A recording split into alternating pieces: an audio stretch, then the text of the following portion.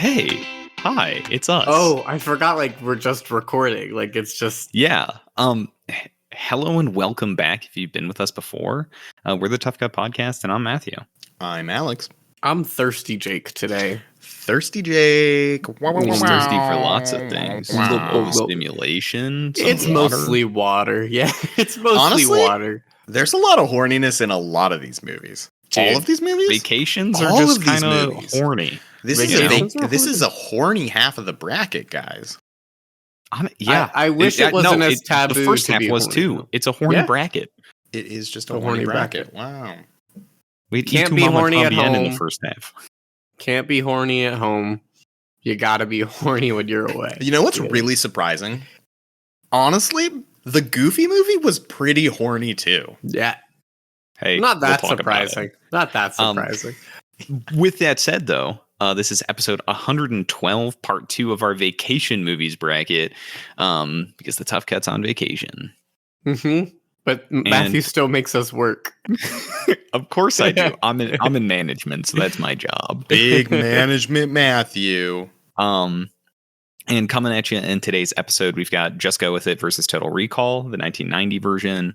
And then in the back half of the episode, we've got a Goofy movie versus the one I love. So I was unhinged with my picks. You're right on target though. They're both vacations. I felt inspired. Yeah. Both of your movies in this half of the bracket explicitly say we're going on a vacation or you're going to go on a vacation or something like that. Isn't that crazy? I feel good about it. Also, spoiler warning. We're going to be spoiling these movies. They have some good things to spoil. There's a lot of crazy things in it. The One I Love has a big little twist in it. Total Recall, I guess, technically has twists in it as well. Yeah, the big one comes pretty early. I'd say it does. It does, yeah. But and then the bigger one comes. It's got a good twist. It's got Yeah, I agree. A Goofy movies post-credit scene. Oh my god. Did you guys wait for that one? That one's pretty big, and we'll talk about it. I mean, yeah, we will. Anyway, so let's hop into our first matchup here. I will introduce Just Go With It, released in 2011, directed by... Pitch that movie. Yeah, this seems like an Alex pick, huh? Alex pick. Doesn't it? Such an Alex pick. True. This is not a Matthew coded movie, but yet here we are. When we get to the honorable mentions in part 4, it'll make a lot more sense, maybe. Sure. Directed by Dennis Dugan. Duggan? World famous Dennis Duggan. Hey, he's the guy who directs like all of the Sandler movies. I know. He's very lucky that Adam Sandler's his friend. Yeah. What is this movie about? In another classic tale of Adam Sandler pays to fly all of his friends to a luxurious location under the guise of filming a movie. Mm-hmm. We have a film that follows Adam Sandler, a plastic surgeon, who, upon having his heart broken by his fiancée, decides to dedicate himself to sleeping with ladies by pretending to being married. But when he sleeps with a young lady of 20-something years of age, he realizes he's in love. So he gets his assistant. It's not clear exactly what role she serves, but Jennifer Aniston's character, she wears a medical doctor's coat. That's true, and she's like in the operating room. Yeah. Anyway, Jennifer Aniston pretends to be his ex-wife or soon to be ex-wife, as they go on this wacky wild adventure to Hawaii. Go on vacation because they're conned into it by a child. And slowly Adam Sandler and Jennifer Aniston fall in love and realize they know a lot about each other. And they stop the lies.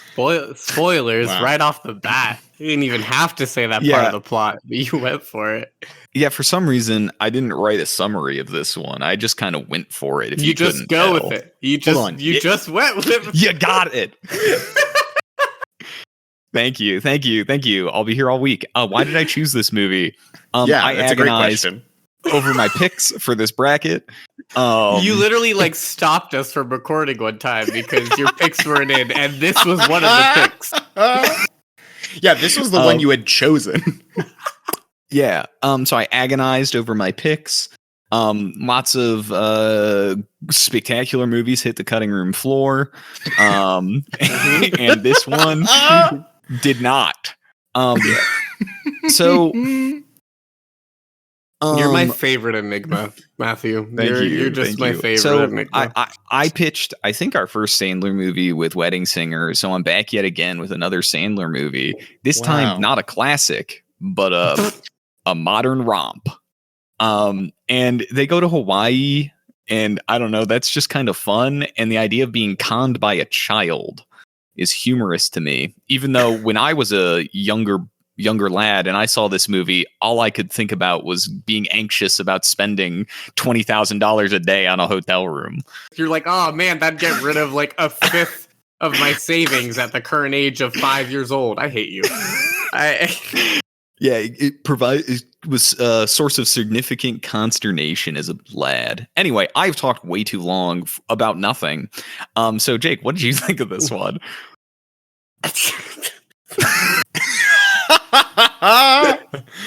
You really got me speechless. I really, in my whole time we were watching these, we were prepping, I totally thought this was Alex's pick. Just something in my brain could not connect that this was your pick. This is so funny. Adam Sandler can't keep getting away with how he writes and stars in these things where it's like, Adam Sandler's got the hottest people wanted to be with him. Like, oh, and he makes the most money, and he's the coolest, funniest guy. And it's just like, he's kind of inspiring for that reason. It's great. What a glow up he gives himself. And he doesn't even give himself a glow up. It's not like he goes through any kind of makeover. He looks like a schlep. He wears basketball shorts, and he just makes silly sounds. Like, Yeah, but he makes millions doing it. It blows my mind. Okay, Matthew, be honest with me. I know you have an issue with how I don't dress formally well. But if I made enough money like Adam Sandler makes, would you be okay with that? Or would you be pissed at me fundamentally where now I for sure have the money and I still choose to not dress well? Yeah, I would still What matters you more about to it. you? What matters more to you? That I make so much fucking cash? Oh shit, you're really getting to the heart of what matters to me. Is it the if I had to pick one, it's either the two you make reasons. the dosh. Yeah, those are You the guys two. know my favorite thing about this conversation? Yeah. It's completely irrelevant to the choice that we have to make. Oh shit, yeah, you're right. Well, sorry audience, you'll never know. You'll never know. You'll never know. No, I mean, I do want to know. Not anymore. What do you think of the movie though, Jake? Oh yeah, it's a movie. It's an Adam Sandler movie. It does have a vacation in it. It can be fun sometimes. It can be fun. I tend to enjoy Adam Sandler things even if they're bad. Like I enjoyed Grown Ups too. What do you want me to say? Bedtime Stories? Anybody? It's just a very average romp, and that's not necessarily a bad thing, but it's not necessarily the best thing. Yeah. And that's how I feel about it. I had a good time watching it. I actually don't think I'd ever seen it before. Nice. Really exposing you to the good stuff. Yeah. Really got to broaden my horizons here. It's hard being film bros, you know? It's hard being auteurs of film theory. Only so many of us can watch enlightened cinema, you know? Mm-hmm. Barry Lyndon, just go with it.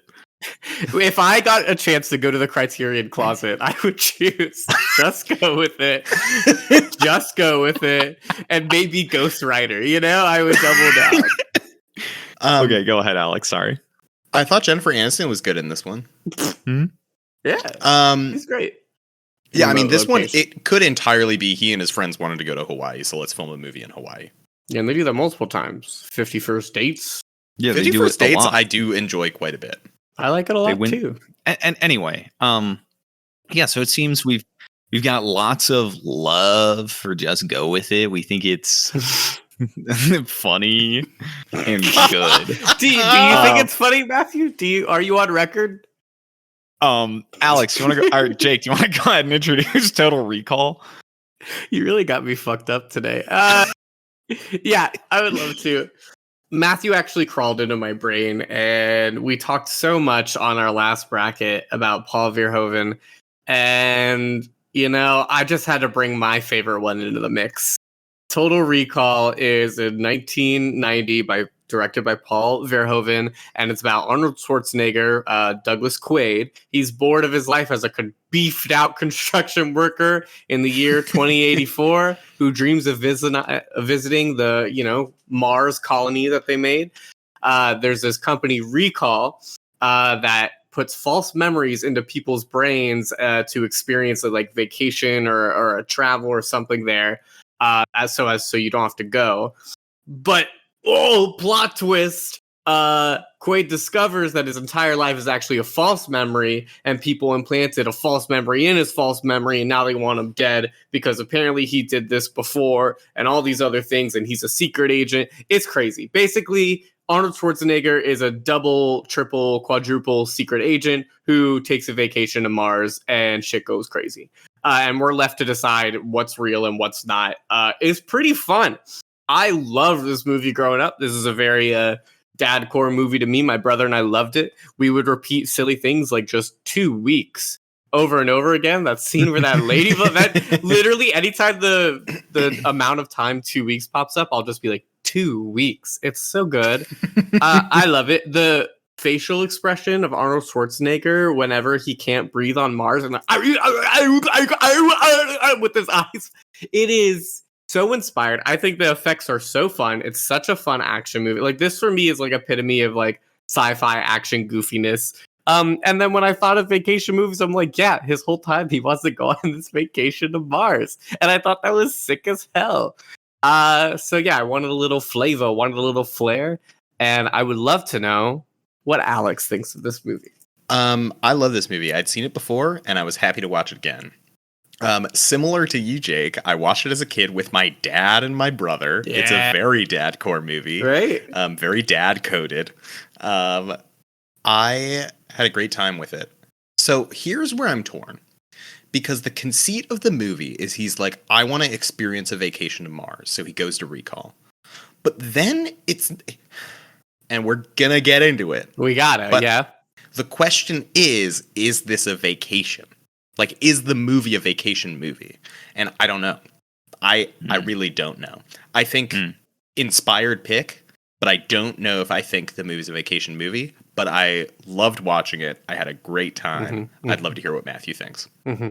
Yeah, so another Paul Verhoeven fucking sick movie, dude. The man just cannot be stopped. His paraxis continues. He says the corporatocracy must die. And we will do it by exploding their heads on the surface of Mars. So good. And that's sick. That's great. Yeah, this movie's super dad core. Saw it as a kid. I've seen it since. I like it a lot. I think it's so fun. Yeah, it's got to be up there as far as the Paul Verhoeven films go. Yeah, it's my favorite. I also think that Arnold is just really fun in it, as he frequently is. Yeah. Yeah, it's just a good movie. Yeah. So here's my question: which of these movies is more dad coded? Do we think it's Total Recall, or do we think it's just go with it? Because I could see an argument for both. There's definitely an argument for both. I also think a movie being dad coded is kind of vacation coded too. 100%. I can picture dads, that thing dads do where a movie will be playing on a TV and you'll be watching it and he'll just like stand and watch it like right near the TV. You know what I mean? I could picture both these movies being that, yeah, what I'm talking about? the dad is doing something else and that like doing something in the living room and then notices it's on TV and then just stops, like finishes what they're doing. Maybe they're like organizing something or putting something together on the floor and then they just like sit there and look up at the TV. Yeah. And for like an awkward amount of time, just like a little bit too long. Yeah, I mean, go for it, Matthew. I was going to say, I can also very vividly imagine a father on a vacation, a little bit stressed to make sure that he's making the best of it with his family, that they're getting like all the things out of it they need to. Is like 8 p.m. It was hot outside today, and he's just kind of crashed on the couch a little bit. He says he's gonna watch Total Recall. He says he's gonna watch this Just Go With It. He's like, oh yeah, I like that movie. And then he's asleep 25 minutes in. Oh yeah, 100%. That's my dad for sure. That's really good. I can just really I see it so well. And I think that helps with, in a weird way, maybe these are not just vacation movies in terms of plot, but vacation movies because dads be watching them on vacation. Wow. Okay, I do think we need to do a dad movie bracket. Yeah, so that arbitrary. That's a silly one. So fun. That's a silly one. It's a good concept. Audience, if you want us to do a dad movie bracket, tweet at us. That familial piece aside, cracking the codes here. Yeah. We got to dig deeper into what Alex brought up. Yeah. Yeah, because I did struggle with that a little bit when I first thought of it, because I was like, oh, cheeky. But honestly, I feel like this movie, especially hey, secret agents need vacations too, depending on what's real or what's not. Even if you have to work, you ever had to work on a vacation? That's real too, And I think the idea of just like someone who's tired of their life, no matter what, even if it's the fake life, like Douglas Quaid versus all this stuff, even if it's a fake life and he just needs a break, a vacation, and the fantasy, sometimes fantasizing about a vacation to me is also part of like the joy and fun. And I think that's what this captures. Obviously there's a lot more to it. It's Paul Verhoeven. You know what it is, but, something about the idea of like living your monotonous whatever life and fantasizing about a vacation, but also like over fantasizing to where it's like fucking ludicrous like this. I think it counts. I think it's a good depiction of like the desire of what it means to really want to take a break. And our brains can't fathom taking a break, and we have to work through it and do all these crazy things, wishing we are someone that we're not. So I think it's a fun pick for a vacation. Which also multi-layered. Again, the man cannot be stopped. His praxis is never ending. What does capitalism want more than anything but to dry every drop, or to squeeze every drop of value out of you, even on your vacations? Oh, so we started talking about Adam Sandler? Yeah. I think like getting into comparing them, Just Go With It, very clearly a vacation, right? Mm-hmm, Although he goes to Hawaii, he's technically working in Hawaii. True. Not being a plastic surgeon, but lying. He's a professional liar. Is that his job? I don't know. But is it a vacation? He does it consistently in his life. He's practiced at it. Is he taking a vacation going to Hawaii? I don't know. He's working his angle. Mm-hmm. Yeah, we don't always get paid in money. Sometimes we get paid in Pop-Tarts. Mm-hmm. I almost exclusively get paid in money. That's no my one preference, ever pays though. me in gum. No wonder, Manager Matthew. No wonder. But comparing these movies, a little bit more directly. Good giggle. Good giggle. I just started thinking, and I was like, I'm talking about Total Recall and Just Go With It. Destinations, I think, play a large role, obviously. I like that. Both like literally, but also in the sense of like, there is this like layer of desirability. I think is also frequently associated with this idea of vacationing somewhere. Like Dennis Quaid dreams of, or really desires to get out of the normal and go to Mars.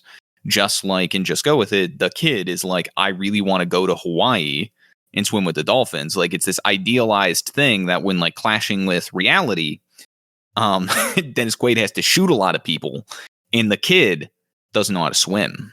Matt, I hate to interrupt you. You keep saying Dennis Quaid. Dennis Quaid is the actor. Douglas Quaid is the character in Total Recall. Oh, shit. Yeah, thank you. Sorry, I got thrown off because of Dennis Dugan. Yeah, so I'm thinking, Dugan. I got Dennis on the mind. Dennis on the brain. Sharon Stone's thank you. also Douglas Quaid, a.k.a. Hauser in his evil corporatocracy mode. Yeah. Which also insane to be like, dude, my best CEO friend, I will have my brain zapped so I can infiltrate the resistance to our corporate greed more effectively so we can I would kill do that them. for you. I would do that for you. What a wild plot. So sweet. Can you imagine owning a planet and being like, hey, this is how I'm going to root the resistance? I mean, that's like, literally Matthew coded to hell. Like, are you kidding me? Matthew coded to hell. Like, if he owned a planet, if Adam Sandler had remade Total Recall every day of my life. Honestly, I feel like I think that would have been really seen fun. Uncut Gems. Yeah, I haven't actually. Yeah. I think those vibes they could permeate. Wow. Though him shooting a lot of people in the headpiece might be hard. Yeah, it might be hard. In which one? In Sandler Recall. Total Sandler. I feel like he'd do Total Sandler. Look, seeing him in Jack and Jill is basically what inspired the Total Recall 2 week scene. So it's like, you know. I thought you were going to say the remake. Yeah. You're a remake. Yeah, where's Jack and Jill 2, cowards? Why are we refocusing this conversation as we're approaching time rapidly? I just think that like there is something I want to give Just Go With It credit, not really for the movie itself, but for the fact that we have for the fact that we have an Adam Sandler movie in here where he just wants to get drunk with his friends, and so he films a movie. There's a vacation in and of itself, like about that. You know what I mean? It's kind of double vacation. It's like there's something really funny about that and really special. If the movie was better, maybe I would be. Hey. Okay, look, yes, vacation coded in a lot of ways. Dad vacation, Sandler vacation, movie vacation. We just keep saying vacation because it's in its DNA. There's also Mind Palace vacation. Me sitting on the couch watching this movie, Chasing Cars by Snow Patrol with a funky kind of remix on it. Wow, plays during the emotional climax of the film. Wait, it's not just Chasing Cars though. It's a Chasing Cars remix with another song. What was the other song? I remember thinking about how wild of a remix it was. I can't remember off the top of my head. But it's one of those like super famous it's a huge 90s songs. Yeah. Oh, every move you make, right? Yes, thank you. Yeah, that sounds right. So I went into my mind. I'll be watching it. Yeah. Thank in you, your mind palace. You know, so personal vacation. Or Every Breath You Take is what it's called. Also, just like how absurd a concept this plan is. Like, we'll talk about it a little bit in a Goofy movie, but this is similarly like psycho brain pilled. This whole movie could have been solved if 100%. When she's like talking about her kids on the phone, if he was just like, oh yeah, they're from a previous marriage. Like, done. No vacation needed. Yeah. No fake kids. Like, movie done. He marries the other one. Like, there was a million ways the entire plot could have been avoided if you just were a normal human being. Or a better liar. Let's face it. A better liar. A better liar. Horrible at improv. That's my main takeaway too when I was watching Adam Sandler's Just Go With Honestly, it really takes away from the believability of it, of like, oh yeah, okay. It's hard enough to believe that Adam Sandler is like this womanizer who like has tons of sex and does all this stuff. But when the movie's like, oh yeah, he has lots of sex because he's a liar, and then it immediately shows him lying to this other woman and he's awful at it. Like, sure, I believe this movie. Yeah. So there's a lot of unbelievability. Yeah. Meanwhile, Total Recall, fully believable. I fully believe Arnold Schwarzenegger didn't know where he was or who he was at the time planning any of it. Again, I guess also from the CEO, similarly, psycho brain plan. Like, we talked about it a little bit already. Plot. It's kind of based though. His is more based than the other plan. You know what I mean? Like, yeah, he at least is like, his hand hasn't been forced. He's just like, dude, I've got this genius fucking idea. Whereas Adam Sandler's like, oh God, oh no, oh God, what do I do? he's like, game's been rigged from the start. I knew this would work. As he has a trail of 15 dead men in the lobby of the hotel or whatever. It's like, fuck, dude. Yeah. It's so good. I love this. Total Recall is so good. We haven't even scratched the surface about its absurdity.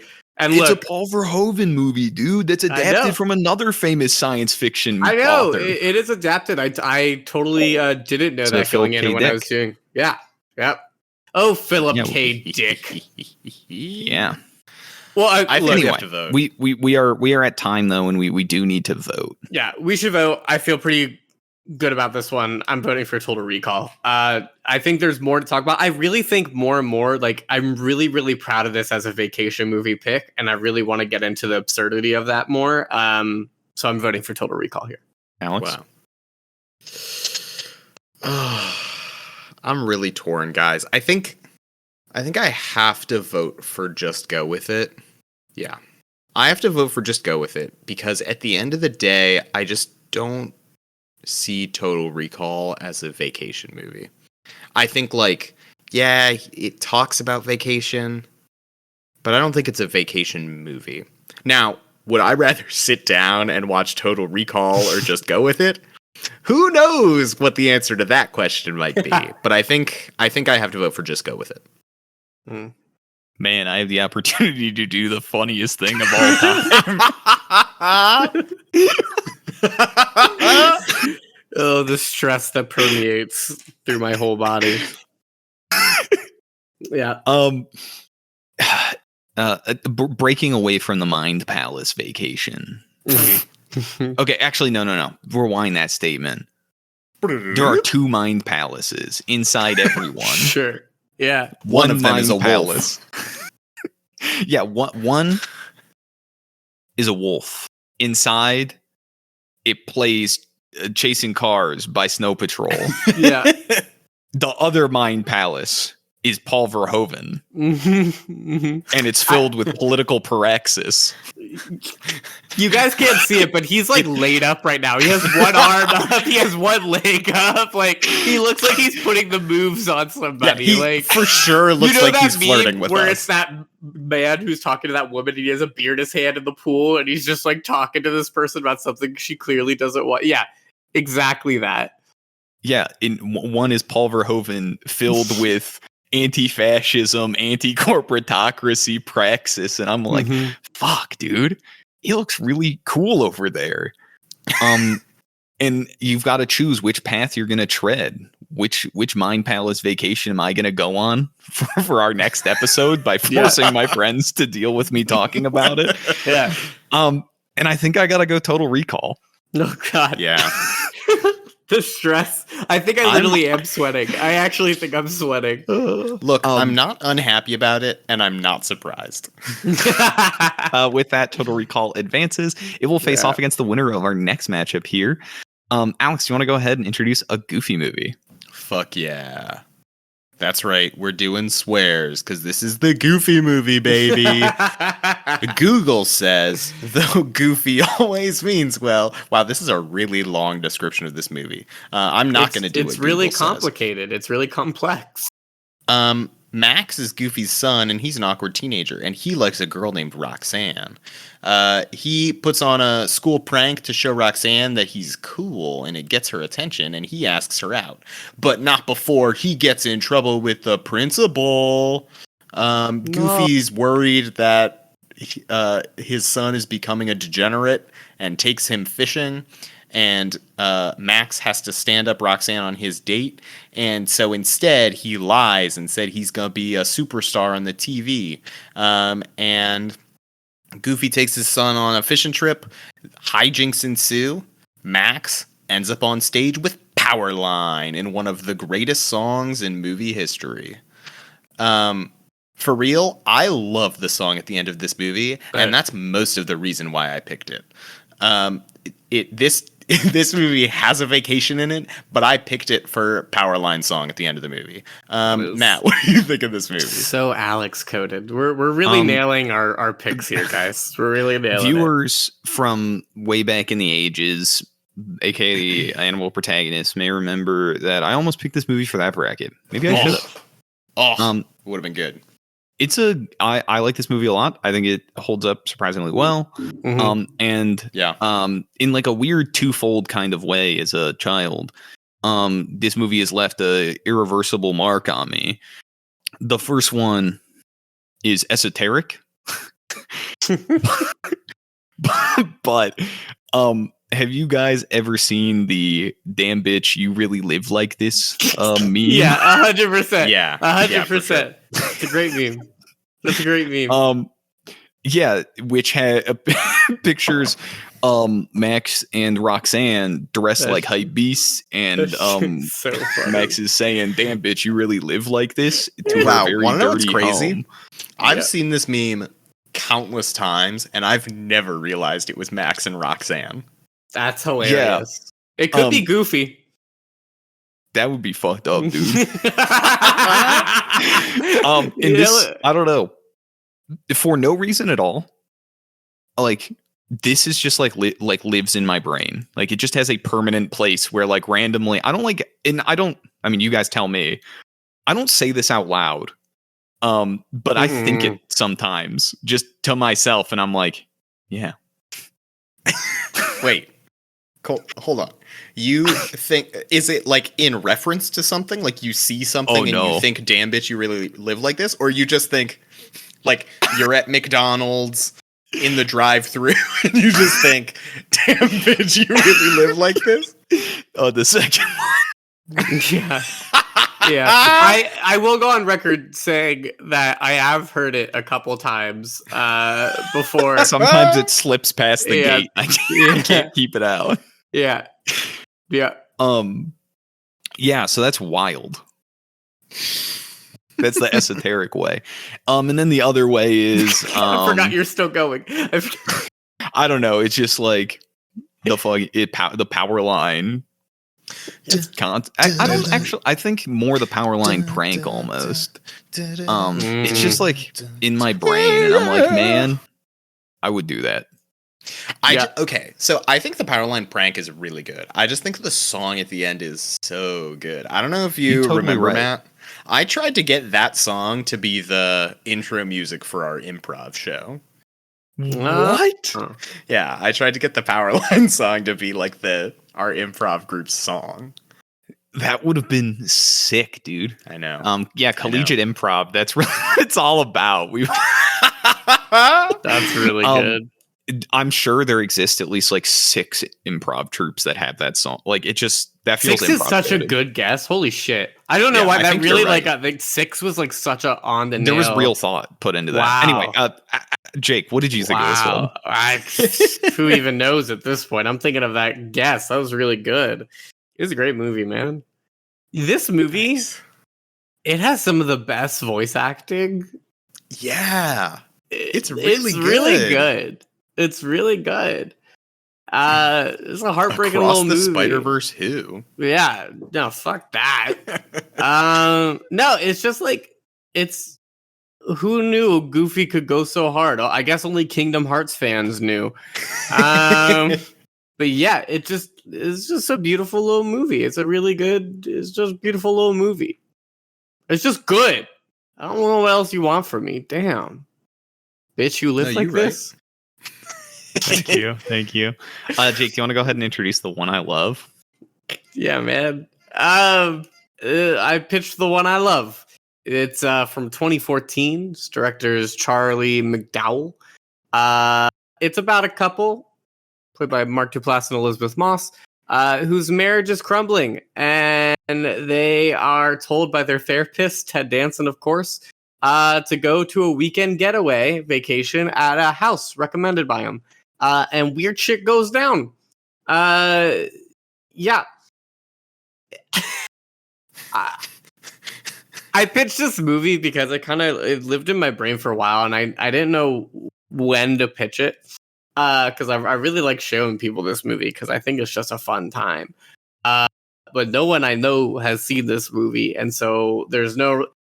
Again, when's the best time to force your friends to watch a movie? The Tough Cut when podcast, you record a podcast baby. with them. Yeah, and so I just honestly am just curious about what you guys think. I really wanted to have fun with with one of our brackets, with the picks. I feel like I've been playing it a little safe in my picks, and I really wanted to have fun picks. And so I wanted some unconventional weird things. So a weekend getaway for a failing marriage counseling, I think, is a fun little pick. Very curious what you guys think about it. Fun fact: this movie and Total Recall have the same score on Rotten Tomatoes, 82%. Isn't that crazy? That's adorable. Yeah, isn't that? I didn't know that going in. I wish I did. Would it have made you more likely to pick both of them? Yeah, Matthew, what do you think? So I hadn't seen this movie before. You haven't? You have? No, I had not. Big win. And this movie was great. Oh, I'm so glad you liked it. I had a really, really good time with it. Nice. I was already here for like the very initial premise of just like we got to go on vacation and fix our marriage. Yeah. For like an intense personal drama. And very quickly things get weird. Yeah. And I am, if you haven't noticed already, I'm here for the weird. Literally my notes are just me very rapidly realizing that's not the same guy. You're just like yelling at them like that's not the same guy. Yeah. I a little bit expected it to go like a slightly more thrillery, tense route, and I'm actually kind of happy it didn't. Yeah, I like this movie a lot. I thought it was really good. Nice. Alex, I had a great time with this movie. This was awesome. That makes me happy again. It gave me similar vibes to Coherence. This is my It's my best double feature is Coherence in this movie. I think it's like... So, Jake, if you have more movies that are this vibe, send them my way, because I have a blast with them every time. I do. Yeah, I think I had a great time. I think it feels very real in the way that the characters react to the situation. Like, I see both of their perspectives, and I see both of their downfalls in the situation. And then from there, I like that it kind of gives you this, explanation moment that doesn't really answer that many questions, but it gives enough answers for you to be like, okay. I had a great time. I'm so glad you guys both on a base level enjoyed it. It was very, very fun because I knew this one was not the vibe of vacation. We're just having a blast. So I didn't want to bring the vibes down at all. But I still think it's a very fun movie. It's just in a different way. Yeah, it's very fun. Vacation vibes are very different. And that's kind of where I'm at. Is like, I guess it's a vacation movie, but I don't know that it feels like one. That's the thing I think is tough for me, is it doesn't feel like a vacation I want to be on, but it's like the vibes it gives off is like I can see ending up on a vacation that feels like that. The just like, I don't know, kind of like suffocating interpersonal drama angle. It is palpable. I mean, part of the reason why I wanted to do these picks is just like vacations aren't perfect. Honestly, like growing up, like I didn't have just all rip roaring fun vacations. Some of them, obviously, they didn't end up like this specific scenario. It was more like us. But yeah, and I like this movie because it feels more like I wanted to dip the toe in the different kinds of vacations. I know we want the whole wet rip roaring vacation. And trust me, I know that a Goofy movie definitely exemplifies that way more in spades, but something about this just feels like a juicier, like, oh, we on a vacation? What if shit goes like wrong? Because I really wanted to put like a horror movie in here as well. But I was like, maybe I'll just do some weird sci-fi shenanigans instead. Because during my honorable mentions, like I definitely have some picks as like, vacation gone wrong horror movies, because that's a staple too. But something about this just interested me. I don't know. I really like it. Yeah, which I think is a valid piece of the conversation. Like, a Goofy movie feels so much more archetypical. It not as like the film itself, but in terms of like the vacation vibes it gives. But there does exist this strand of like things don't go how you want them to go, which I don't want to say that in a way that like undersells what a Goofy movie is doing, especially being set with a vacation. Oh yeah. I do think that there's like this important bonding aspect that comes with the like pseudo isolation of going on like a road trip. That is really important to what a Goofy movie is trying to do. So I just think that's like important to call It's a out. cool comparison. Like the one of the main notes that I wrote down when trying to compare these movies is like both these vacations are centered around fixing a relationship. I mean, that whitewater rafting scene where, you know, he's just like, I want you to move on in life, but, you know, or what was it? Like, I'm not your little boy anymore. I've grown up. I've got my own life now. And he's like, I just wanted to be a part of it. That's heartbreaking. That's beautiful. And then in the What I Love, I mean, it just gets weird sci-fi craziness, but these idealized versions of ourselves that we think we are on vacation. Because when you go on vacation, you're like, I have no worries, no responsibilities, no everything. I'm the best version of myself because I get to rest and drink and relax. They're looking at their perfect, quote unquote, versions of themselves in this other house. And seeing it might not be the whole thing. It's a mirror. It's a facade of being like, oh, if I go on vacation, it'll fix everything. So I think they both are trying to fix relationships, but they both reach different conclusions on what that means. Where in a Goofy movie, of course, like it does work in a way, the whole vacation fixing relationship. But in the One I Love, it's more complicated where it's like, this is not how you fix a relationship. If that makes sense. So here's my thing about, or the One I Love. What's Ted Danson's plan? Like, what's he going for? It's kind of like a Good Place scenario, you know? I really view him as like a little devil. Like, I literally watching this, I was like, oh my God, this is how he got cast in The Good Place. He was just, you know, like this like kind of being that exists above it all. And he just is here to cause a little mayhem every now and then. Just a little mayhem. I love it. That's a good point. Because he just like disappears his office and is like, I'm out, like, dude. I'm setting up a new practice. What does he gain from this situation? I think he's like a really devil. Drives me crazy. I really think he's a little devil. I'll be real. So like, when they're stuck on the property, they actually go to hell. Yeah, I think it's Christian like a purgatory hell. Thing. Christian hell, which is just Shabbat. I don't know. Anyway. Yeah. That's a good point though, Alex. I don't know what Ted Danson's plan is, but it's also like I get a bunch of money and go on vacation. He just wants to send people on vacation. He just wants to sell out his Airbnb. He's a landlord first and foremost, and that's why he's the villain. He's like, dude, I've got to this woman I'm lying to is making me take her kid to Hawaii, and I've got to spend $20,000 a night, dude. I need so much more cash. Was this a Paul Verhoeven movie? It could be. The Evil of Landlords? Paul Verhoeven's version of this likely involves significantly more people being shot in the head.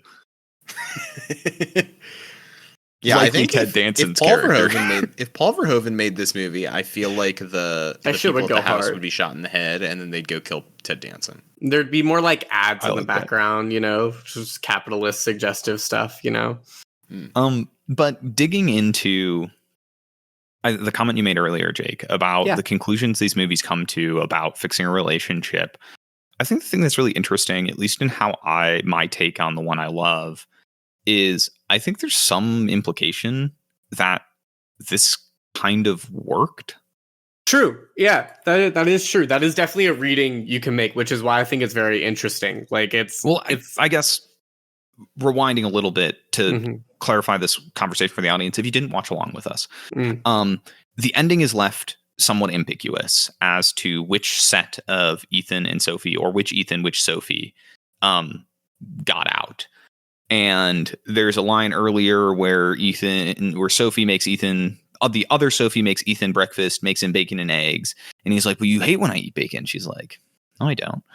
And at the end, as they are waking up from a flirtatious slumber, Sophie's like, oh, do you want like, I'll make you breakfast, bacon and eggs. And there's this moment where Ethan pauses of like, which Sophie is it? Ultimately, the movie leaves it somewhat ambiguous.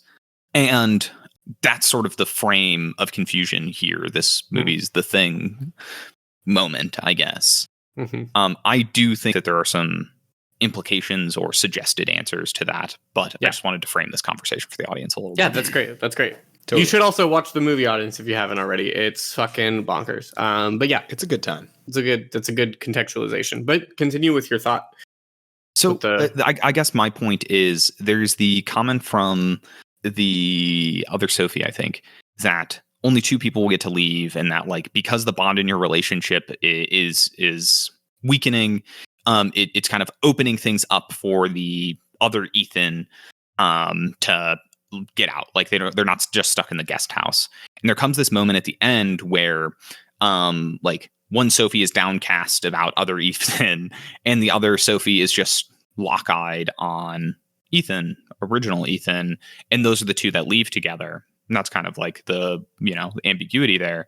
I think in my head, based on sort of those factors, that it's the original Sophie that leaves, and the sign in some way that their relationship is healing or they're moving towards a better place, not just the fact that the house lets them escape, but also this suggestion of I'll make breakfast, bacon and eggs. Something I historically, like coming to a compromising like place an in your olive branch. life. Yeah, exactly. I absolutely. It's hard. It's hard because other Sophie's double, like she was smart. She was so clever. It feels like almost impossible to think that she didn't find a way to get out. And that's what I was going to say. Like, I got the exact opposite interpretation, Matt, of like, for me at the end, I got the sense that other Sophie was the one who was looking at him. And the real Sophie is the one who was still obsessed with other Ethan when he got stuck. And then the bacon and eggs was like, oh no, it's... Yeah, so my reading was that real Sophie fell really hard for the fake Ethan, obviously, and I think when fake Ethan got knocked out by the force field or whatever, the other Sophie, not really loving the other Ethan, but like trying to play the game of it all, was like, this is how I win, basically, and doubled down on that. And that's why with the whole bacon and eggs thing, it's like, it's something small like that. Like she just wanted to escape the double Sophie, but it was more like I have to play the game in order to escape. And that's why I kind of view it as like it's complicated to say if like the relationship thing, like if it worked, because it's more like, oh, this person's just lying to escape, like for now. Like it's like doing these little things to please your partner for now that really don't mean anything. But you could view it as it's the little things that save your relationship, and that you like gotta. My take was the other Sophie never fell out of love with other Ethan. Like she was so thoroughly and completely obsessed that, I mean, she even makes the concept that like, I would prefer to be stuck here with him than I would to see him go with her. You know, that's fair. Which again, the movie leaves it somewhat open to interpretation, but that's just my take. Which is why sort of like the idea of like what conclusion the film is coming to, I think is ultimately a little bit more optimistic about how you repair a relationship. Sure, it takes a lot of work, but it starts with like reaching across the aisle, so to speak. Yeah. What do you guys think of the moment in the Goofy movie where other Max sleeps with the Bigfoot and that's how they escape the campsite? I think that's what drives Goofy to sleep with her and be like, damn, bitch, you live like this. I think, for real. He realizes when he goes to her apartment, or it's like, oh, I'm in way too deep. I can't, like, she's kind of nasty, you know? Can we talk a little bit about how Max hates the rural poor? Yes, please. I've been waiting. Yeah. I'd love to. He is a little. He's a little stinker. Yeah, he's a little stinker, dude. Or Lester's Possum Park. Yeah, he's a sheltered little bitch. Honestly, he needs to grow. He grew up in the suburbs, and it shows. It shows like so much. He's a big. He needed a vacation. He needed one of those like life or death. Like, get out of here. The world's waiting. And you know what's interesting? He doesn't change that. Like, he's still that. He's at the still end of the that. movie, 100%. He's still stubborn boy. Yeah.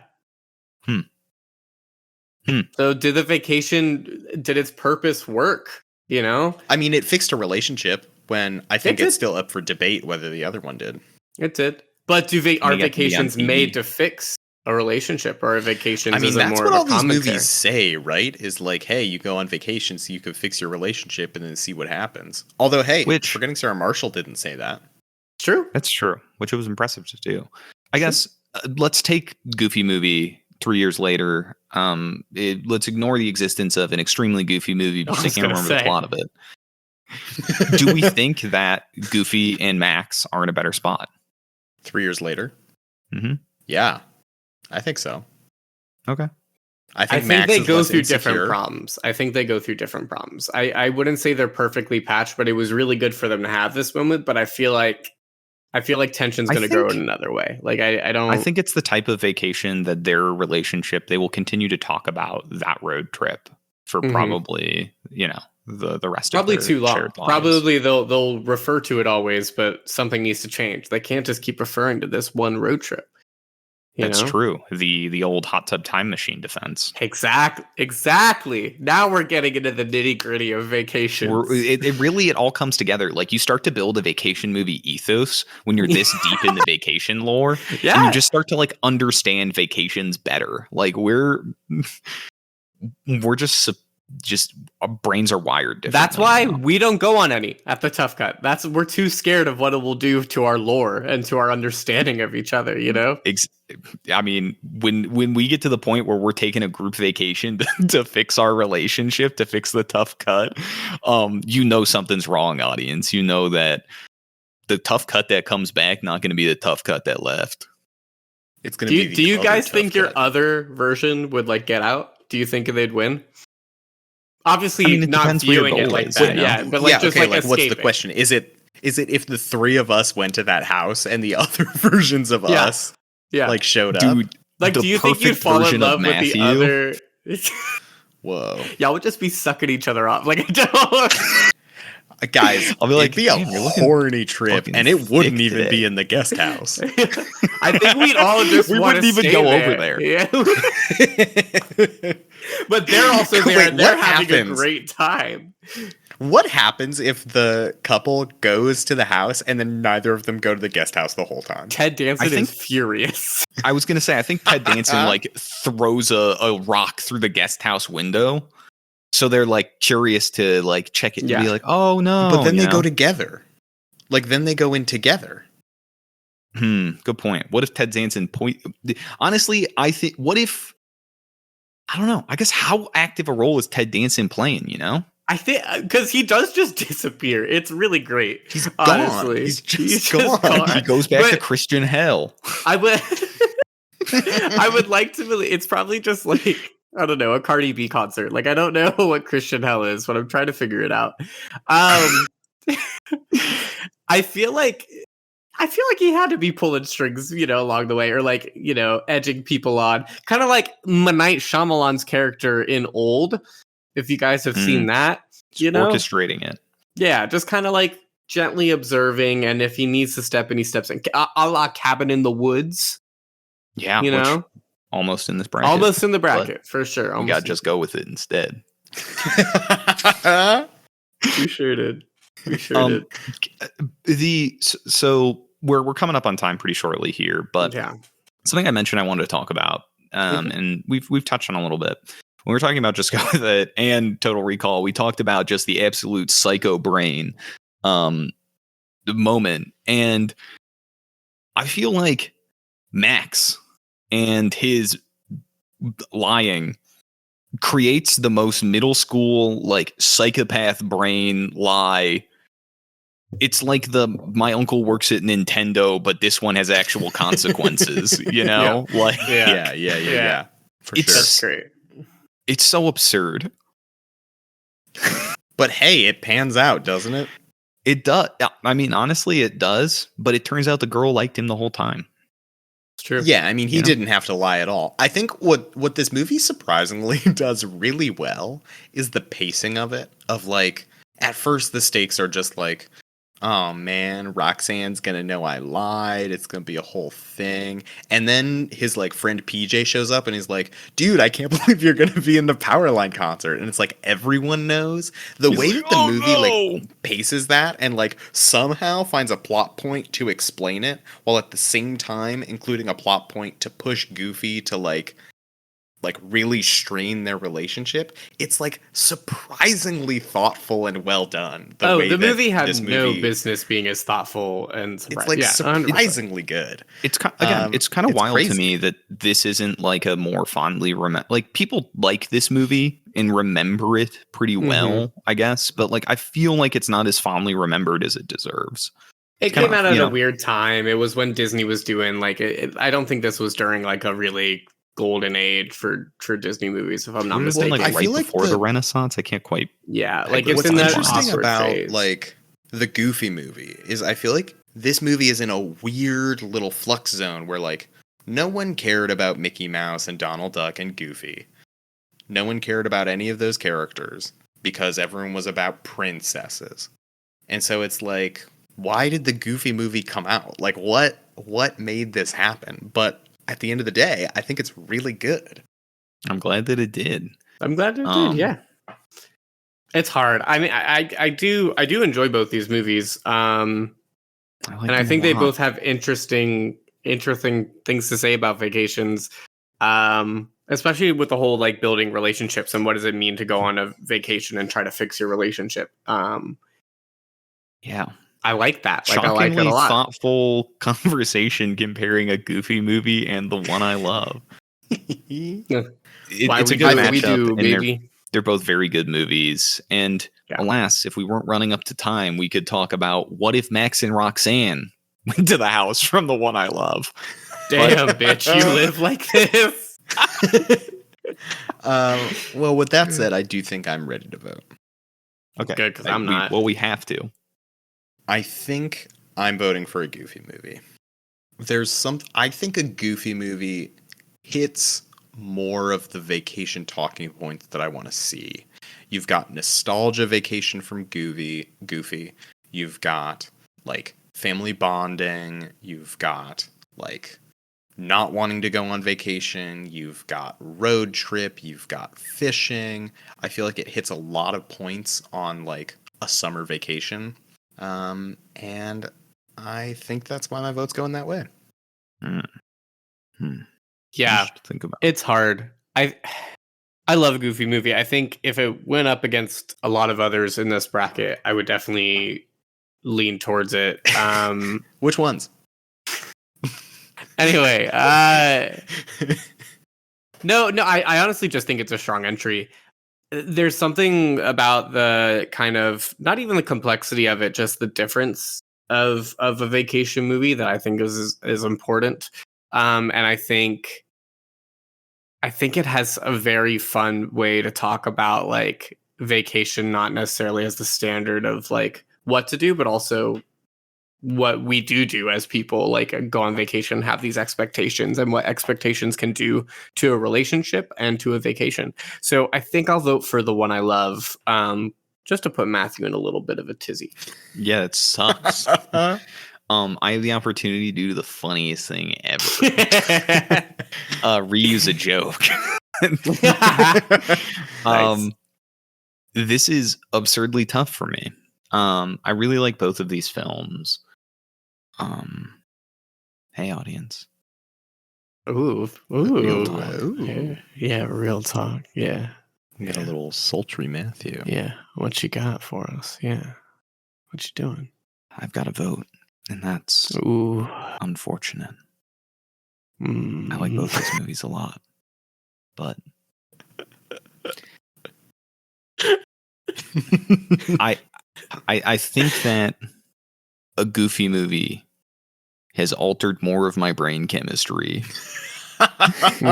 And hey, bitch, you live like this. I think I am going to vote for a Goofy movie. I think there is so much good about the one I love. I think it's a spectacular film. I think everyone should watch it. Yeah, it's a good movie. And we should have a bracket that is like, I don't know, those like sci-fi adjacent films. We can watch Primer. Okay. Coherence. Yeah. Look, I have a bunch of films like that. I just love the genre of like a smaller scale sci-fi, you know. I love that good. shit. But what it comes down to is I think that a Goofy movie is more about the vacation, where like the one I love, I think is less directly attached to this idea of vacation. Like I think you can, Sure. I don't know. There's something in my head that you could like paint that picture in other, paint that canvas in other ways to achieve much the same thing. Which I guess is true about like family dramas in general. So maybe the same is true for a Goofy movie, but like, I don't know, Powerline and driving across the country. It just feels. No, that's 100%. That makes a lot of. I mean, it makes sense. Like, again, I thought going into this, I was going to vote for a Goofy movie for similar reasons. I love the one I love as a pick and as a movie, and I think we found way more nuance about vacation stuff with it. But I think it's a good pick. I really do. So a Goofy movie will face off against Total Recall. Wild. Nice. But before that, we will have Tu Mama Tambien versus Forgetting Sarah Marshall, which will be also wild. Horny movies. We're gonna have a finale on. that's some combination of these films. That's so funny. That's so good. Crazy. That's really good. Which I look forward to. If you enjoyed today's episode, make sure to follow us on social media at ToughCutPod.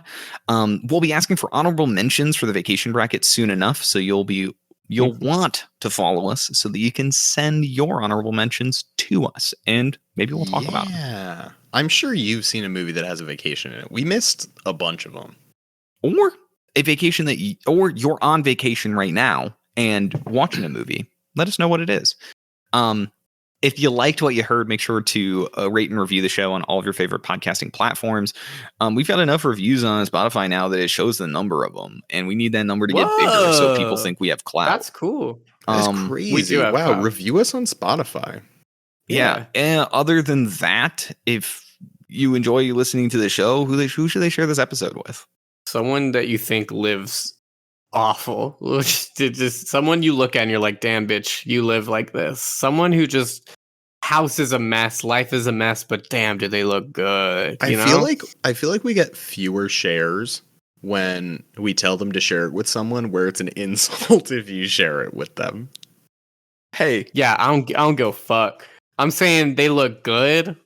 Basically, damn bitch, you live like this is more of like I'm willing to risk it all despite Max all your flaws. Max was down so bad for Roxanne that like he's like, damn bitch, you really live like this, but he's still crazy. He's still down. You know? He's still down. Yeah, I think got his brain chemistry altered like he's 11 years old watching the Hicks Girls.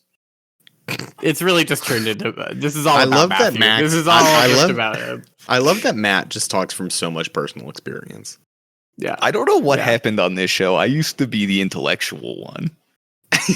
Yeah, and then he pitched. You got tired of being hurt. We're two goofy people. You got tired of being hurt. You would bring up philosophy, and Alex and I would go brr, brr, brr, brr, brr. Yeah, that's true. Anyway, thanks, listener.